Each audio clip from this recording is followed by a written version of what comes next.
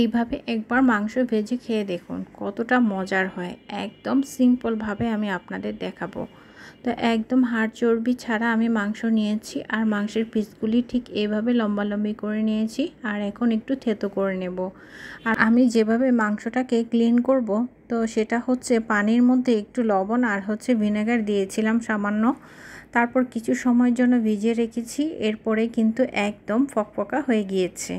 আর অবশ্যই লবণ আর ভিনেগার দিলে খুব ভালো হয়, সাদা হয়ে যায় একদম চকচকে।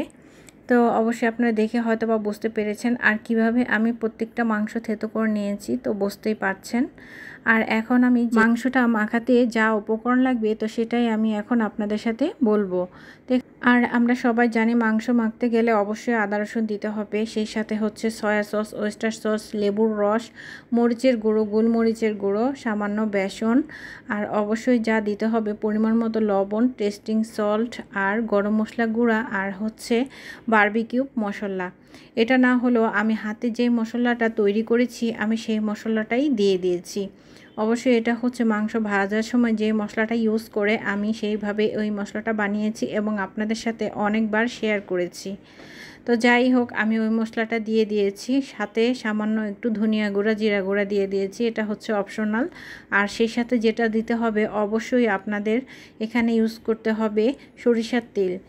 আর আমি কিন্তু সরিষার তেলটা অবশ্যই ব্যবহার করি। আমি এখানে কাঁচা পেঁপে নিয়েছি, একদম চোকলা সহ কুচি কুচি করে নিয়েছি। এবার ব্লেন্ডার করব, তো ব্লেন্ডার করে নিয়েছি। আর যতটুকু লাগবে আমি মাংসের মধ্যে দিয়ে দেব, আর সেই সাথে বাকিটুকু আমি ফ্রোজেন করে রেখে দেব, কারণ অনেক সময় আমাদের ঘরে পেঁপে থাকে না। আর এখন খুব ভালো করে মিক্সড করে মেখে নিচ্ছি। যতক্ষণ পর্যন্ত মাখতে মাখতে একটা স্মেল না আসবে সুন্দর, ঠিক ততক্ষণ পর্যন্ত মেখে নেব। এই কথাটা আমার শাশুড়ি মায়ের কথা। তো মা একদম মাখতে মাখতে বলে, খুব সুন্দর করে যদি না মাখানো হয় তাহলে কোনো কিছুই যেন মজা হয় না, বিশেষ করে মাছের বেলায় মা যেটা বলে। তো আজকে মাংস ভাজবো, সেই জন্য মাংসটা মেখে নিচ্ছি, তাই মনে পড়লো আপনাদের সাথে শেয়ার করলাম।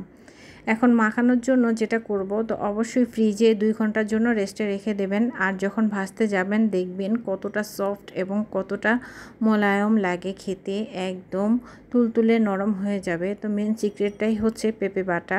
পেঁপে বাটাটা অবশ্যই আপনারা দেওয়ার চেষ্টা করবেন।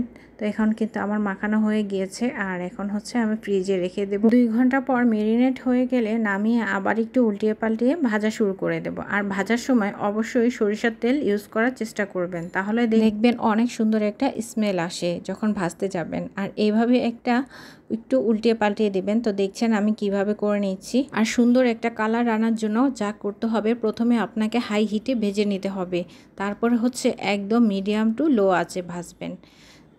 এরপরে কিন্তু কালারটা সুন্দর হবে।